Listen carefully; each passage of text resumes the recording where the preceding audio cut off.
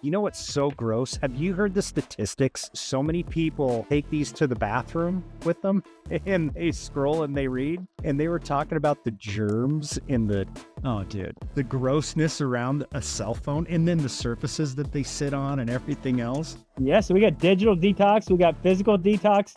Cleanliness detox. Oh my gosh, we got a lot of stuff cooking through these things. I see my wife kind of going into the tunnel sometimes at night to get decompressed, but it's probably not really decompressing her. It's like, man, this never-ending scroll, just let your mind get off of Well, you just want to the get world. lost, right? Yeah. You want to just And get get and lost laugh. in stupid reels. And So get lost in our reels, but no one else's.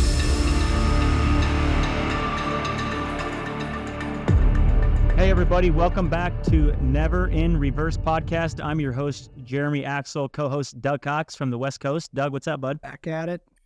Not much, man. Here we are, once again. Yes. The In the beautiful seat. part is it's Friday. It's not snowing. It's sunny. I'll take it. Yeah, Yeah. I agree, man. And it's snowing here, and my kids Your turn. they're home, man. Yeah. I got some Zen going this morning. Yeah. Yeah. Nah, it's going on. Snow days. Friday. I mean, all that stuff. That's part of being a parent. It's tough. Especially Oh. when you're trying to toggle. Yeah, it's teaches you a lot about yourself, and I'm going through some internal dialogue with myself on how to just let it be. It's just, out you of my- got to roll with the punches. It's out of my control, man. It's It's nothing. And It's you out of can't my blow a control. gasket. You just got to let it happen. You know, the internal side is like Like almost how I like deal with you. I just can't blow a gasket all the time. I just got yeah, and I think it's dude. I'm sorry for that. Pressure's Doug's what like- you put in a Doug's tire. like, is it 5 Pressure's yet? what you put It's in a tire. Friday. Yeah. Let me out. Yeah. Time to Get time me to out of enjoy the weekend. box. No Yeah. kidding. No, the thing is, viewers, he's not joking. No, definitely not. No, he's like 5 o'clock. It's 5 o'clock somewhere. Is it here? Yes, exactly. Counting down the minutes. Yeah. We have a No. coworker going to Mexico right now, and Doug and I are freezing her. It's not fair. Yeah. I'm a Oh, little my jealous. gosh. I'm not going to lie. Oh, he told me he's going to Mexico this morning. I said, "Oh, help me." Must be nice. I said, "My passport." You know what that's called? You know what that's called? Fear of missing out. Oh, buddy. That's not I'm the, not fear. How that's about not anger for JOMO. missing- That's how about- not JOMO that we're going to talk about today. That's not joy of missing out. That's Yeah. fear of missing out. Yeah. Well, yeah, no, it is what it is, man. We're gonna, I think we're gonna take one here in the next few weeks. Hopefully, we're waiting on our passports, so we didn't want to jump in too far. But You got to pass a background check first. no, I gave him your Social Security. Okay. Yeah. Let's look. The thing is, I couldn't get that. I had to keep my hat on. Yeah. Luckily, the pictures, when they take the, well, I guess in the passports, you can kind of see the facial hair, but No, I was talking more of this area up here. I know what you're getting at. Yeah. I didn't want to Land the plane, fella. Yeah. Let's go. on the strips or what? Yeah. Never mind. Yeah. Anyways, guys, no, we appreciate you guys tuning in here as always. And Doug and I, we have a lot of gratitude for you guys joining us on this journey. So today we're going to be talking about a topic that our team did put together for us, and this show is kind of a discovery of. It took a while for us to kind of give you guys a background, but it took us a while to get us to this point and really have something that Doug and I could represent correctly, and without thought. Right, like we struggled when we've had this equipment for over a year, almost 2 years now, and it just took oh my gosh, we had several coaches and we pushed, and long story short, we finally got to this, and what it meant to us is just giving us the ability to continually push forward and grow, and do it with authenticity and vulnerability and being real, and not here to slap social media feeds to make a quick buck, but this is more to enlighten people and give them the ability, perhaps, and perhaps let people see that it's okay to be human, right? Like, honestly, be who you are is a tough thing in today's society, and I think that today's topic of FOMO versus JOMO, which is the fear of missing out versus the joy of missing out, I think that's going to kind of play into some things that I think that I like for this show to help relieve people of. Because I'll tell you, and when we get into this, I struggle at times from a quick glance at something. Sometimes stems an emotion that might create that, And that's unfortunate, right? So we're going to dive into the topics, fear of missing out and the joy of missing out. Doug, have you ever felt guilty? And let me rewind for a second. We're not going to keep this standard for like business, family, and today's going to be kind of like an open episode. We're just going to talk about these two topics and kind of how they blend in our life and how we see it, and maybe where you guys can jump in and say, hey, listen, here's some things that I do, or what I've found with everything that goes on in this fast-paced society that gets me grounded, or allows me to be more joyful regardless of what's presented to me. So, Doug, but let's dive into the fear of missing out and the joy of missing out. What do those mean to you? I think as I've gotten older, it's not as much. The fear of missing out. I remember like in my, my teens and my 20s and early 30s, as you go through these periods in life and you mature, obviously when you're younger, it's like, there's a party and there's, a group of friends and you want to be a part of it. So even making the wrong decisions, that fear of missing out and being a part of it maybe wasn't the right decision to make. I know I'm guilty of that. Sorry, parents. I made your parents said, hey, listen, no, that's not a good situation for you. And that back door's got a simple sliding glass door in it. Oh, man. There were times my parents left town and my buddies knew it. We're throwing a party at the house. Yep. See ya. Yeah. And then when my stepmom comes home and finds a bark dust on fire because somebody was smoking a cigarette and threw a cigarette out, the bark burnt the house down. Or there's three soda tops on the, and what I mean by soda tops is like a beer top. She was like a, an investigator. When my parents came home and they knew we were alone for the weekend, the first thing she did, she dropped her bag and she's just scoping the house out, trying to find evidence that things went wrong in this house. No. And found it every time. What is it? Well, they'll almost get you. Like they'll put something and they like slap a marker on it. Oh yeah. Yeah. Right on the bottom, just a nice little mark. And they come back and the first thing they do is, did it move? Yeah. Yep. They weren't, because at that age we're like running, gunning. And I think we're still doing that, but maybe a little bit more. That fear of missing out. Everybody's new, and you already set the stage with everybody, friends, and then the word spreads, and then it's like, I gotta throw this. I gotta have people over. I gotta have fun over here this weekend. If I don't, then I'm not going to be the cool person, But as and the guilt behind that, I just think that there's some. I remember some things early on, probably till you're in your mid 20s, 30s. I think until you really mature and understand who you are. You typically are trying to find this social, position, and you went through that so many times because you move so much. Yeah. But you were almost always having to do that to make sure that you could have this tight-knit community at all times, right? Like that's a lot, man, to go through that. As a young kid and a teenager, you're looking for these areas of popularity, right? As dumb as it sounds, but it's true. I mean, even within your own friend group or on a larger scale, whatever it may be, you're just trying to figure out where your pecking order is.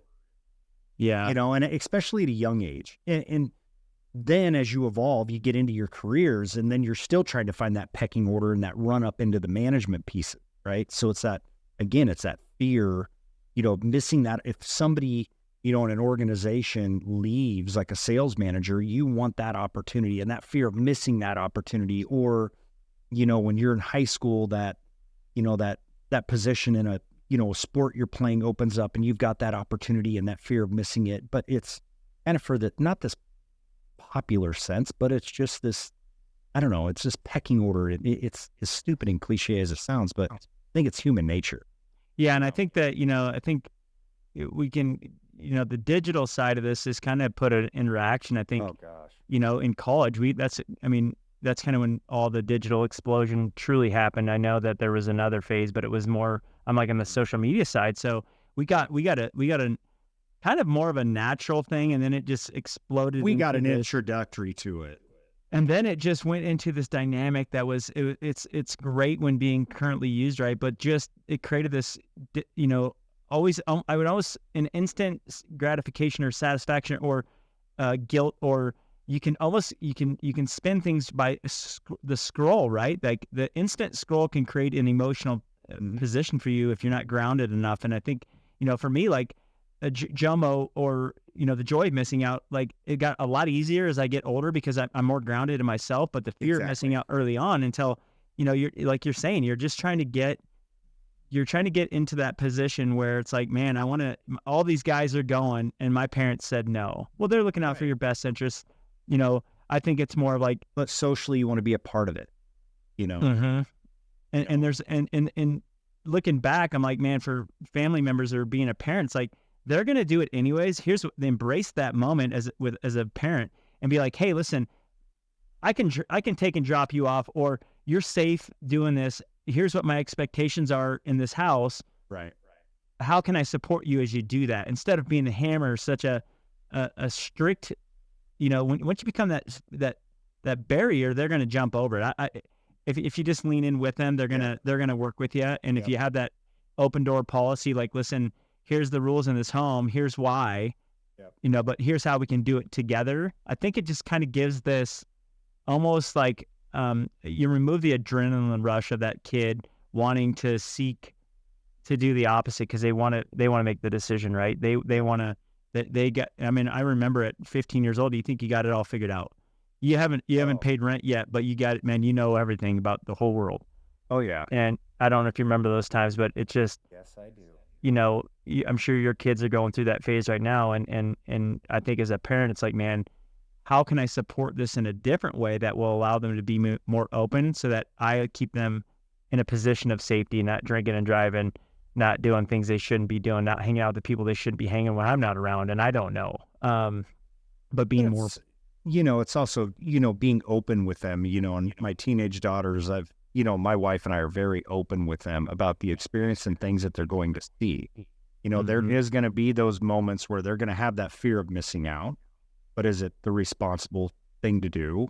And are you being true and open and honest to your mom and I? Yeah. And then there's going to be those moments where it's going to be a bad environment and there's going to be the joy of missing out on that. Or you see your kid tired, they had a hard week and they want to go do it again. It's like, listen, you're setting the expectations of understanding self-care to give them the joy so that getting that extra rest the next day, they're gonna be like, man, I'm so glad I didn't. Wow. Yeah, exactly. The other people are physically exhausted or whatever. You don't get that until it wasn't worth it, But you don't get that until you get older, until you mature and you go through those experiences. Oh my God. You know what? I'm good on this one. I'm going to sit this one out. Yeah. And it's okay. If you're tired, we're running and gunning right now.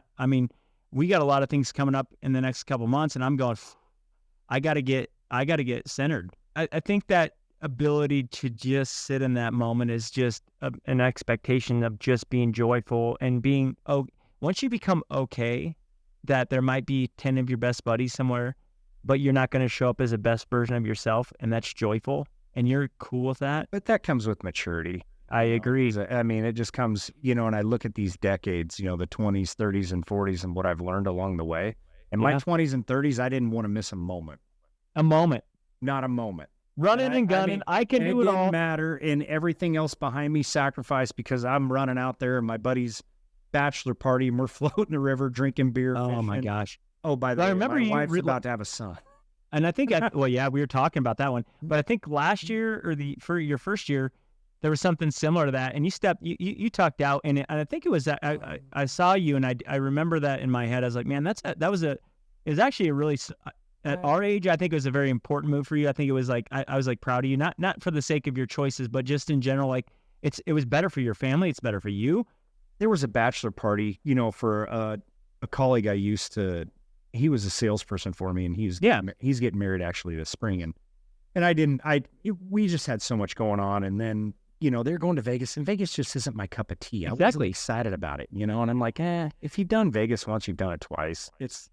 And they say what goes to Vegas, it's just not, Vegas just isn't, there's some neat things and neat experiences in Vegas, of course. Great cuisine, great entertainment, but I know these guys all too well, and they're a rowdy bunch, and when they all get together, they let their hair down, and I just wasn't, and I wouldn't have shown up and been fun. In that environment because I was tired and work, and then we had fall sports and everything going on, and I went, John, I'm sorry, man, I'm not going to make it, but I'll definitely, obviously, be there for the wedding and everything. But it's just, again, it's in my 30s, I would have dropped everything, and I would have been the first one there. I would have been the loudest one there. I agree, and I think that the fear of that, though, sometimes the internal feeling, and of like, man. they have whatever's perceived of it as having a good time or something. Sometimes you kind of get these weird, like, man, I wish I would have gone, or, and I think it's as you get more okay with yourself, I think it's this, hey, I made the decision. I'm cool with it. Yeah. I'm cool with right where I'm at. You and I can catch up. I can congratulate you when you get back into town and you're back on your feet. But like, to genuinely be okay with that it's not an easy thing, especially like the digital age and being able to jump on social media and they're going to slap the 10 best pictures that they have with a few memories, which is the great part of it. But there's other sides that also could have, you could be nursing a hangover for 2 days or whatever's going on. So my point is like the digital side is going to move back, like that spiral of what can happen to the joy of missing out, or because the fear of missing out for me, just and viewers, is like, I had that early on, probably until I was mid-20s, early 30s, where you kind of, you didn't have to hide from parents, and there was no, you can make decisions at some stage. I think that's early on, right? Like the fear of missing out makes you do things you shouldn't be doing. It's not always that. I mean, it could be, a trip, or, it could be anything, the fear of missing out. I mean, maybe you didn't have the money, but you forced it somehow. But you put it on a credit card. And, exactly. I mean, there are those things. I mean, I'm guilty of that as well too. But yeah, it's it's more than just. But it's just maturity. As we start wrapping this first segment up of this episode, guys, we're going to take a quick break, and we're going to move from kind of all the digital things we've been talking about and kind of digital detox, and we'll dive into kind of how that. That works just for us. And how we just unplug from it. Yeah, exactly. Yeah. So let us take a quick break, guys. We appreciate you joining us on this episode. We'll be back here in just a minute. All right, guys, welcome back to Never in Reverse podcast. We appreciate you guys letting us take a quick short break. We're going to dive into the secondary topic around digital detox, Doug. Buddy, I got it. Is that how I get away from you? Is that like how I get when we that's how I get away from Jeremy? I don't know. Right I get you some funny stuff ripping through Instagram. Turn this thing on. Oh, shoot, it's still on. I thought it had turned on. No, digital detox, man. I can toss my hand up. Oh my gosh. I'm horrible. Things, I wish they were never invented. Here, you know what? They're actually really awesome, but they're the most. I just saw this. I just tell you what, just digital detox. I just saw this thing, which I'll give you an example. I used to think that this is weird back in the college. I wanted to turn this into a modem, and they did it. And that was one of the ideas that I had right when cell phones came out. Yep. And then I just saw on this, just to digitalize you more, now you can use this as a cellular device for your Apple iPhone or watch. Oh, yeah. Yeah. No. You can use a cell through this on your watch. Yeah, you can talk through your watch. No. You can use this cellular. You use a cellular thing where you can make a call. Yes. That technology's been out for a while. But I think it's cellular because there's a setting on here. It's not the Wi-Fi. Because a buddy of mine has an Apple Watch that he can talk, and just his phone's far away, can talk through it the whole bit. But yeah, interesting. So anyways, let's dive into digital detox, because I'm already probably needing it right now. Around digital detox, I think, man, I need it. I think it's just probably in my internals. Honestly, it creates a lot of anxiety, probably a lot of it does.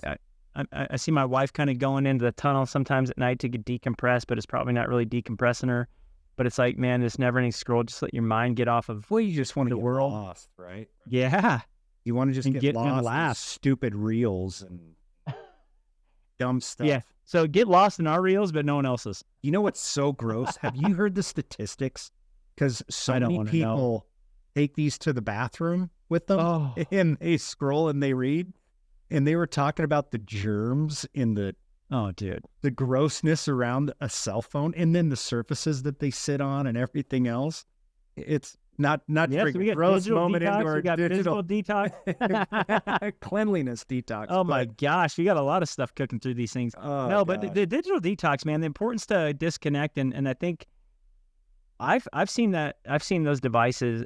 My device, I'd say, I can't see devices, but I guess in computer and laptop. Oh yeah, phone. But man, I can tell you what, man, it's I shake hands well with them starting early. They can interfere a lot with the connection you have. Honestly, I saw the other day, I was watching someone. I'm trying to be more intentional on as much as I can. And you've kind of, hey, Jeremy, when you're with these vendors, hey, disconnect for a second, be present, right? You got to, yeah. It's I'm moving as as best I can through this journey, but it's like a, creatures of habit, though, are hard to break. And that's, the habit. Become a creature of habit. It's hard to break that. It's a daily ritual, man, which, Yep. I mean, it's unforgiving, relentless attack to my mind. And it's like, I think it was like the FOMO stuff when you were young got you so habitually connected to these things, because I could see my buddies from high school, right? And what do they do? And it actually, it did? This year, the connection and the digital detox, it created this thing, right? Like this, it's my 25th year high school reunion this year, 25 years. Wow. Time flies. And I just saw it, and I'm like, but these devices have removed that. Mm-hmm. No one does it anymore. No, the joy of going, and I haven't been to a single one of mine. Me either. I really don't. I don't know. It's just not my cup of tea. But it would have been, because if we didn't have the digital age of everybody's lives and everything in front of us to see what was going on, it would be great to catch up and reminisce and, just take a peek under the hood, what's going on. But now it's like, I got it. I'm good. I already know what's going on. I see his kids. I see what's going on. I see I can see it all. Yep. And I think that's kind of an unfortunate thing. But on the detox side, I think we all need a genuine detox. I mean, they make devices in your house that will detox the frequencies that are going into these things, right? Like, that's on the physical side. On the mental side, the instant dopamine release, or the attraction to something that is a desire, or whatever we're going through at the moment, man. Sometimes, and they're getting smarter with these things, and they're hitting you with the ads and the reels with perfect, because they can hear you talk, and they're getting you almost to where they're making you more addicted to the next release of that dopamine with what you're facing, because they're listening to what you're saying that day. Yeah. Like, to disconnect, man, and let that person of yourself become grounded again. I think for me, I struggle so big in that area. I've gotten better, at it, because I've set limits, like on the emails. I think I mentioned this in a prior episode, to where I have the timing set on where I get email notifications, so I don't get email notifications from basically, 5 p.m. to 6 a.m. And that has really helped me, especially at home and around my family, because we have parameters in our house, and we've kind of gotten off the rails of this, and we need to get back on, is no digital devices in your hand until after 7 p.m. Because my kids will come home, and one of the worst things, and it's not my father-in-law's fault. He asked us first. Can we get the kids a Switch for Christmas? Not this last Christmas, the Christmas before. I don't even know what that is. It's a Nintendo Switch. It's one you can plug into the TV, and it's one you can go handheld with. Oh, no. So, what is it? Well, my son's huge into Fortnite. Oh, boy. And I'm about to Fortnite that thing to the next stratosphere. Well, I think he wants to be on it full time, And then my daughters, they sit there and they scroll through TikTok, and I'm like, guys, man, don't get lost in that sauce. There's some cool things, engaging things. I get it, but you don't have to live to these standards that social media is telling you need to live to. I'll tell you this. So this is a digital detox. Like, this is a prime example. You're going through it. I'm going to face it. Oh yeah. Okay. Oh, yeah. No, so check this. The fear of missing out. Your kids, the only reason they want a cell phone is that. I remember it. I even remember it when I was 19, 20 years old, when everybody else had a cell phone. I didn't. Yeah. And I'm like, I want one. And then I got one, and it didn't have a camera. Remember, like, the night to send a message is like, click, click, click. That was A, or not A. Yeah. You had to hit the button 3 times. And then there's like the spaces down here, and sometimes that button. Anyways, we're aging ourselves, but the fear of missing out. I think the kids this day and age are like, oh, I need that. Well, actually, I had a pager, man, and that's all you really needed. And I had a pager and some quarters. We'd go somewhere. Selling drugs? But if my parents needed it, they'd page and I get it. Yeah. Get it, Then you hit the payphone to call home. Yeah, I missed that. Like, there's some simplicity in that, right? Like, it was almost like you're actually free from the shackles of what this thing does to people, and it was allowing you to be, when you went out to the movies, there's nothing left but to do but to be present with the people you were at. And then you could use those elements of communication when needed. Now it's like, boom, instant, got what I need. Oh, do you see what Susie's doing? I see what she's doing today. Yeah, exactly. Or you walk into a restaurant. You walk into a restaurant and you've got a whole table sitting there, and the whole table's glued to their phones. The whole table. We're here for a meal, guys. Yeah. It's so sad. It's and I mean, there's moments in time I've been guilty of it. I'm not gonna lie, but there's elements like, okay, guess what? For us to go to dinner is a treat. When you have 4 kids, it used to be, it wasn't enjoyable. Now the kids are at the age where it's enjoyable. We sit there and we talk about things that are going on, and it's like, let's put the devices away. Let's talk. And I think that's something that I need to work on a lot, and that's maybe something that I need to really commit myself to. And I think you've done a good job. Start with time blocking, man. I'm telling you, it's what's helped me with this and engagement with my family, and you're going to find it because your kids. It's crazy, man. There's kids that are in elementary school that have cell phones. Oh yeah, so it's just, and I'm going, why? But they, I've heard they got these cool devices that are just one-way tracks. There's nothing else. Don't have internet. Just clear communication to the parents, and that's what I'm going to do. I'm like, man, my kids don't need. My nephews have those watches. Yeah, they don't need to dive into more than that. Like if I can make sure you're safe and you're okay, that's it. There's nothing else. There's nothing in your life that's important enough to have this device. There's genuinely not, if you break it down. But what's happening is the FOMO of the parents is getting dictated down to the kids because the parents don't want them to miss out, and they don't want to feel guilty that they didn't have one. So they keep. It's this trickle down effect of keeping up, right? Like, and in turn, if you just step back and say, "Now we're good.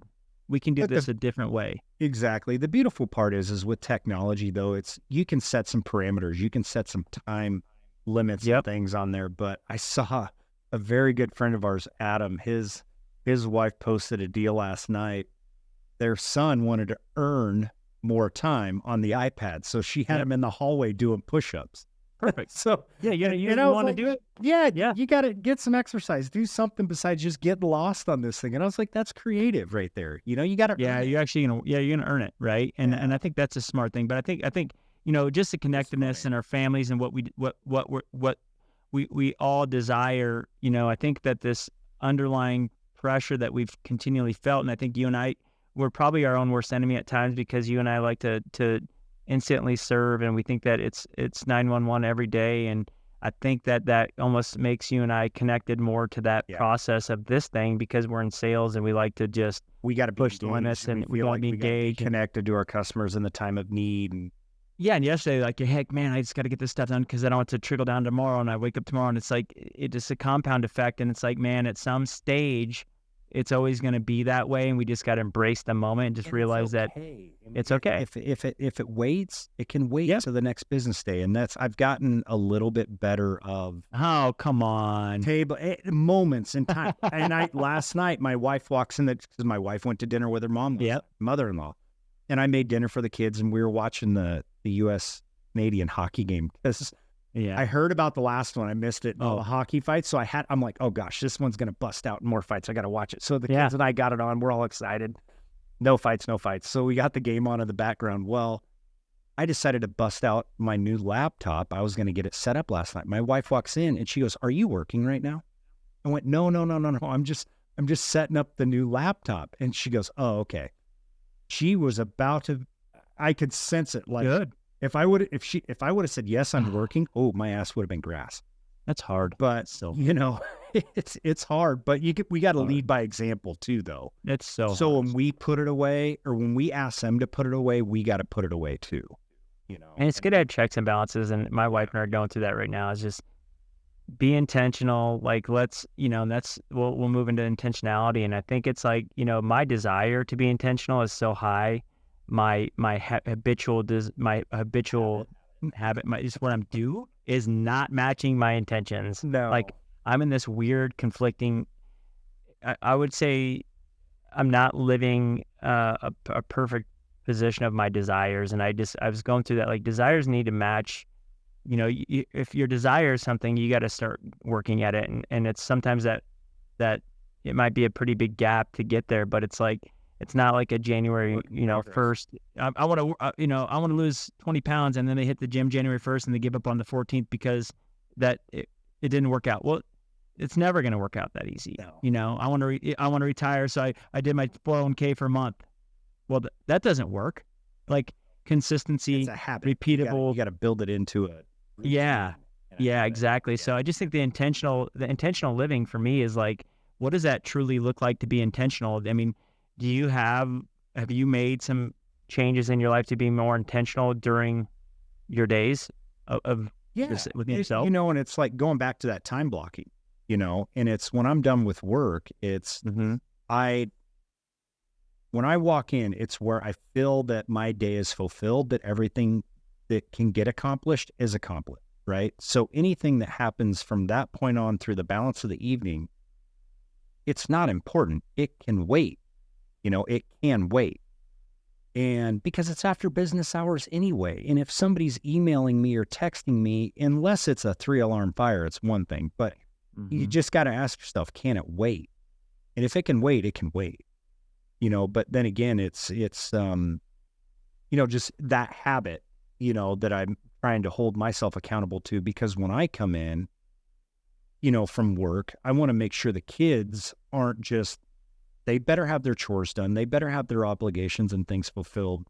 I don't want to see them scrolling through the phone and, you know, on the switch and doing things they shouldn't be doing when they have other obligations that they haven't fulfilled. But I got to lead by example in that manner too, you know? Yeah. And I think if you're intentional, like, you know, intentional is, to me, it's like being more grounded. And I think it's like, you know, sometimes I'm intentional and then I slip back in to that habit, or I thought about something and did this, I or gotta tackle this right now. yeah, like, oh man, I forgot about that. And then maybe you and I are hitting a trip up, and then I make an excuse of when tomorrow's going to come. Right.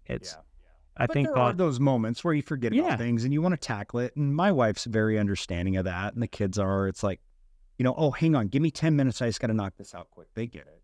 Yeah. And that happens to me too. It's like, you get a second to just that minute. And I think with what's happening to you and me right now, it's like, man, we're in this really amazing opportunity and dynamic approach, but it's just, we're in this, I wouldn't say it's a roadblock, but we're in this, laying this solid foundation period for you and me. And it's like, man, and you and I understand that every moment can make a difference, but intentional living is like, but it might take a minute, it might take a couple more days. However, I'm not going to get these days back with my family. I'm not going to get these days back with my kids. It's short-lived. My daughter's already 14 years old. She's got 4 years left. So if I do this, you know, intentionally, you know, like, but that went fast. So we got to also, there's like, you're playing this daily struggle. Yeah. It's like, man. And I think that looking back, I mean, I've gotten better, but I'm surely not where I want to be.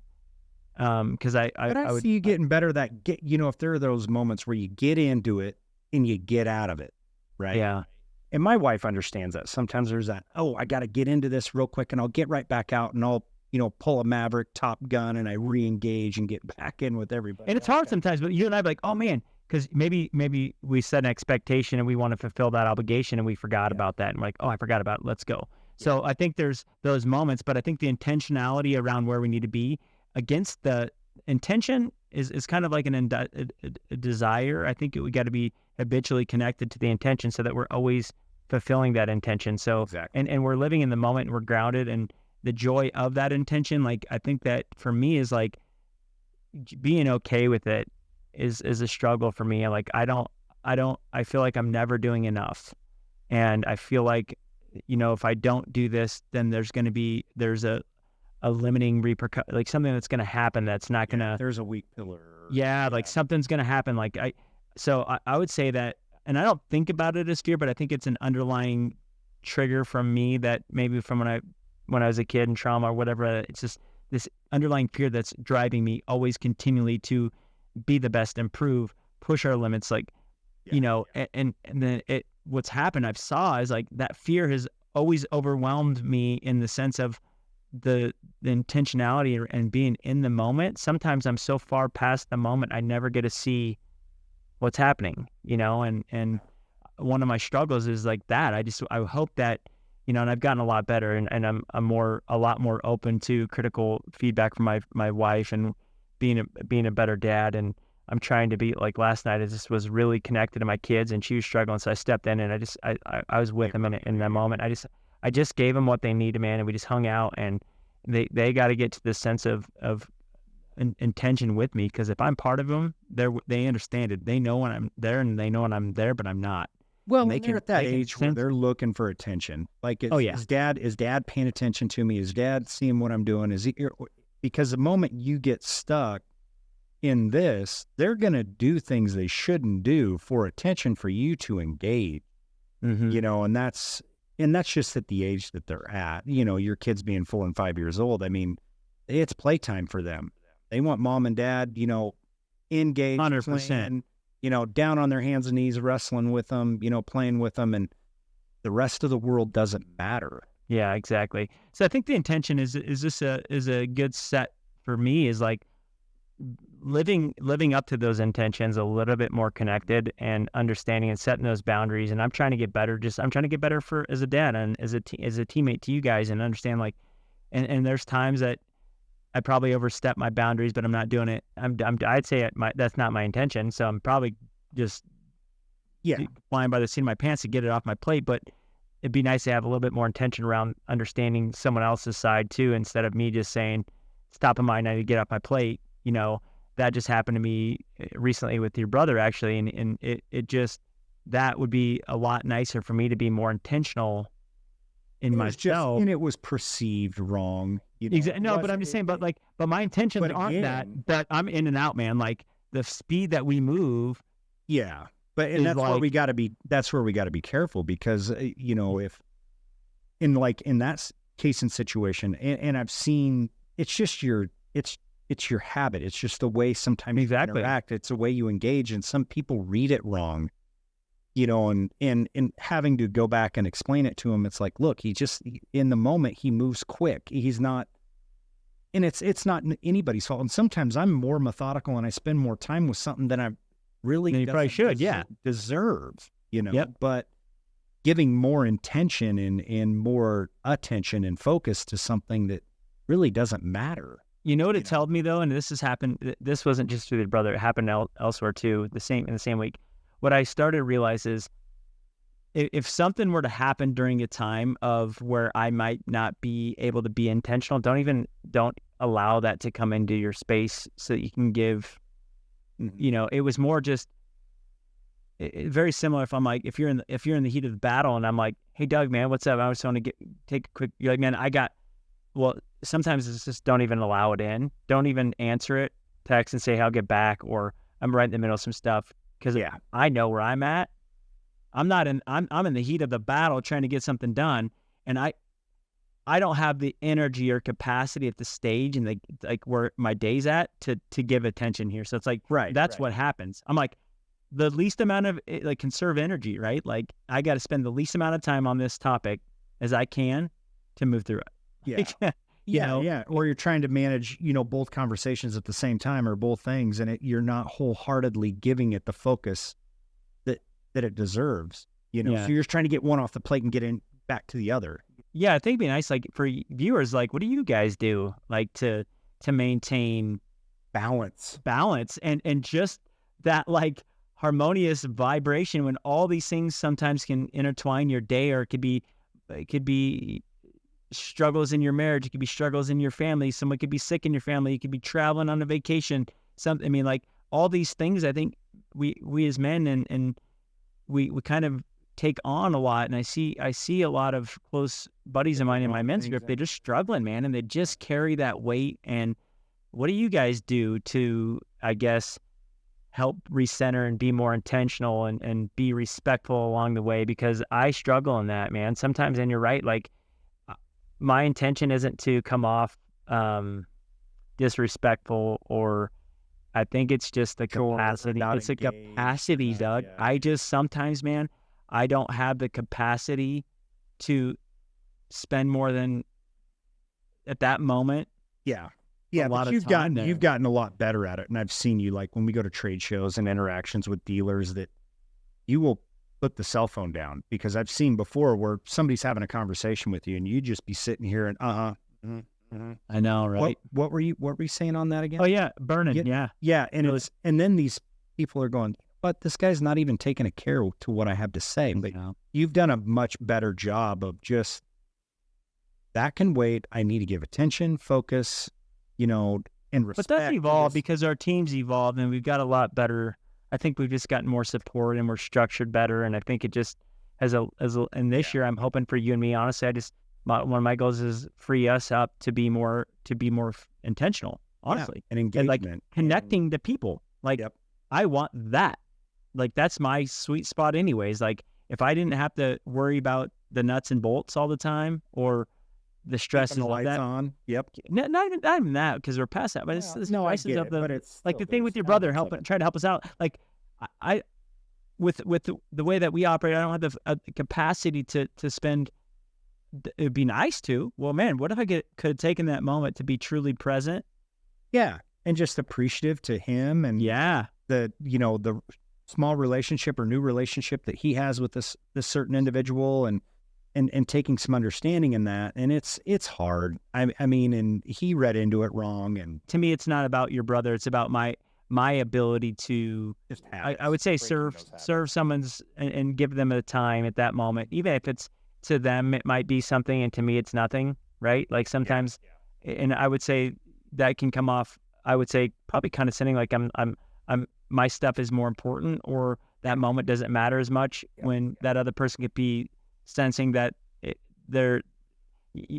I wasn't intentional enough, and it's not like that I didn't I wanted that for that moment, but I'm like, man, I can't spend, just like you and the rest of our team, we can't spend time catching every single fish, and they're not all that, but people don't understand that unless they're embracing this moment with us, and it's hard to wrap your head around, but it still doesn't give me an excuse to make your brother feel that way or whatever I had done, right? Like, so I think it's that would be a freeing moment for me, is like for us to get to that. So, but I think we're going to wrap this episode up, guys. And again, it'd be nice for you guys to JOMO, FOMO versus JOMO intention. JOMO. What do you guys do? Like, how do you guys embrace the craziness of this fast moving society in this digital world, with the complexities of raising a family and jobs, and maybe you're a business owner or you're an entrepreneur, or you're starting a company, whatever, we want to learn, and we'd love to hear back from you guys, what you guys have done to kind of recenter yourself, and so every day becomes more harmonious, right? So, and how do we get further away from these things when we? Oh my gosh, how do we make these what they're intended to do? Talk. Yeah. Right. Yeah. So we appreciate you guys. Thank you. Thank you for joining us again on Never in Reverse. Until next time, guys, like and subscribe on YouTube. Follow us on Instagram, Facebook, TikTok, LinkedIn. I think we're on all of them. I don't remember, but we're everywhere. Social media out there somewhere. Yeah, exactly. Yeah. We're making the endless scroll more prominent. So yeah, that's right. Keep scrolling. Keep scrolling. We're talking about not doing it, but here you go. Keep scrolling. No, thanks so much, guys. Yep, thanks. Until next episode, we appreciate it, and have a wonderful day. Take care. Thanks again.